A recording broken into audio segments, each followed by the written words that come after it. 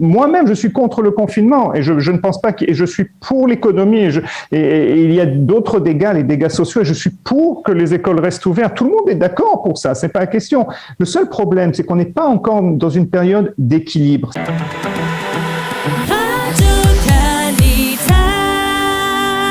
Bonjour, professeur Cyril Cohen. Bonjour, j'espère que vous allez bien depuis la dernière fois qu'on s'est vu. Oui, ça va très bien. Alors, on l'a peut-être pas remarqué, mais depuis tout de suite juste avant la fête, Naftali Bennett a prononcé un discours à la tribune de l'Assemblée générale des Nations Unies, un discours dans lequel, entre autres, il s'en est pris à l'échelon professionnel au ministère de la Santé. Et aujourd'hui, on l'entend même ce matin, apparemment, il semble que le Premier ministre ait décidé d'adopter une politique délibérée de tension, de confrontation avec le ministère de la Santé, en disant même apparemment à ses ministres, continuez à critiquer le ministère de la Santé, on peut le faire. D'abord, comment vous réagissez à ces critiques, au fait que Naftali Bennett dit tout simplement, oui, le ministère de la Santé, ce sont des professionnels, mais ils ne le savent pas tout. Moi, je suis d'une certaine manière le chef d'orchestre de ce pays et je connais des paramètres que eux ne connaissent pas.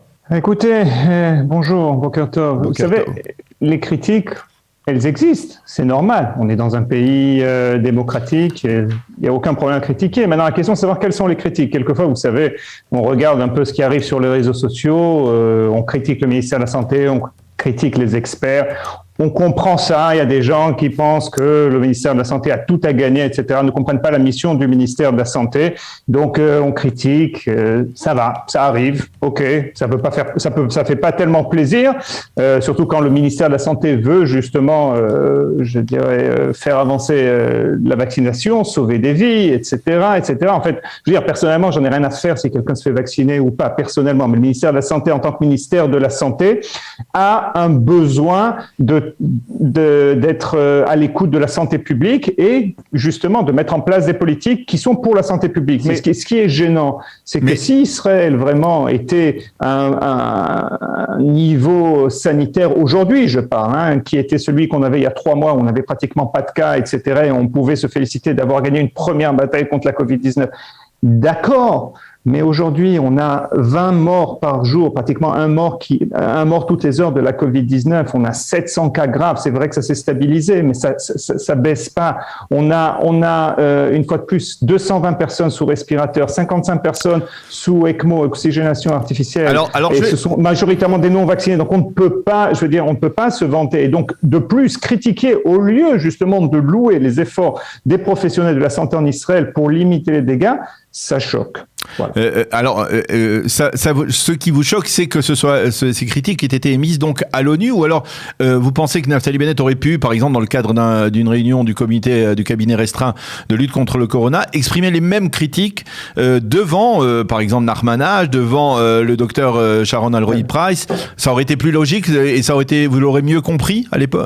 Alors ça c'est évident, mais ça on le sait déjà. Ça existe. Ces critiques existent. Et on l'a vu depuis à peu près une dizaine de jours. On ne sait pas exactement ce qui a changé, mais on l'a vu depuis une dizaine de jours où par des proxys, on attaque le ministère de la Santé, on attaque les spécialistes, etc. On n'arrive pas à comprendre. On le sait très bien, les gens au ministère de la Santé le savent très bien. Les gens au ministère de la Santé doivent amener des recommandations, doivent amener des analyses, et après on sait très bien que c'est les politiciens, le gouvernement qui devra décider à droite à gauche. Donc je pense que ça aussi c'est inutile de le rappeler. Donc c'est pour ça beaucoup, je dirais, d'étonnement, pour ne pas utiliser d'autres mots, face à ce discours. Et c'est un étonnement général, c'est-à-dire vous, de vos collègues, les gens avec qui vous avez parlé au cours des 2 derniers jours, c'est un mécontentement général Oui, vous savez, il n'y a qu'à lire ce qui est écrit dans les journaux et ce qui est publié par les sites d'information. On a vu comment le professeur Narmanach a dit qu'il était déçu, qu'il ne comprenait pas ce qui s'était passé. On a vu que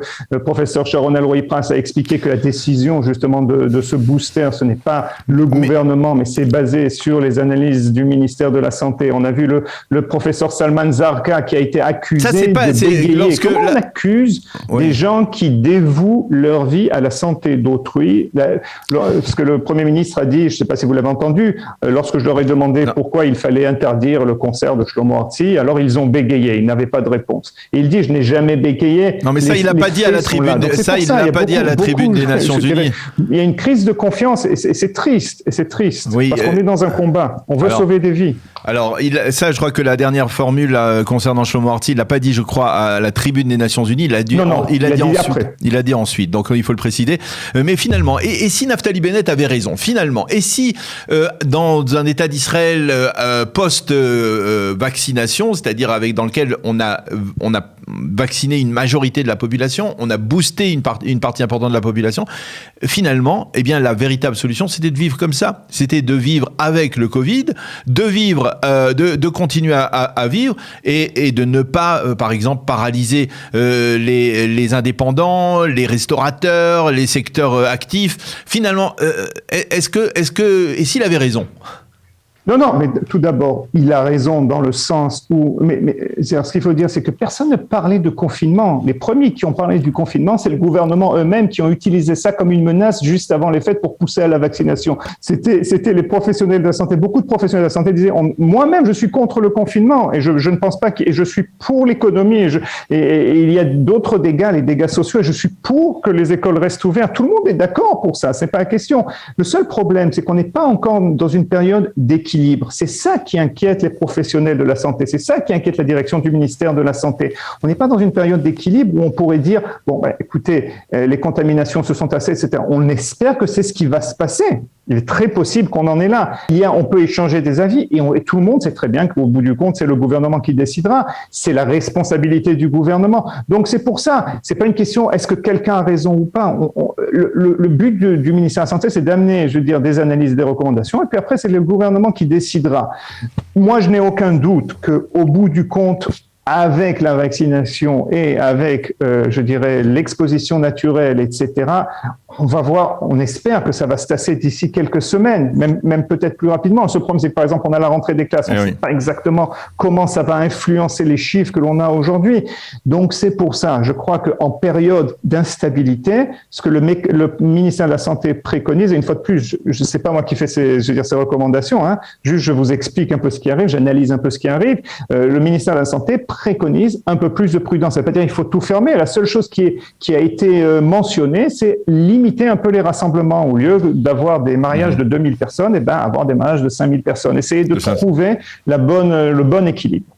Eh bien, professeur Cyril Cohen, merci de nous avoir exprimé votre sentiment, votre avis sur cette question qui est au cœur de l'actualité, il faut bien l'avouer, depuis la fin de la fête de Simchat Torah. Merci beaucoup d'avoir été avec nous. On vous retrouvera prochainement sur nos ondes pour parler, on va dire, plus professionnellement des dernières données de l'épidémie et de leurs projections sur l'avenir. Merci beaucoup d'avoir été avec nous, en tout cas, ce matin. Bonne journée. Au revoir.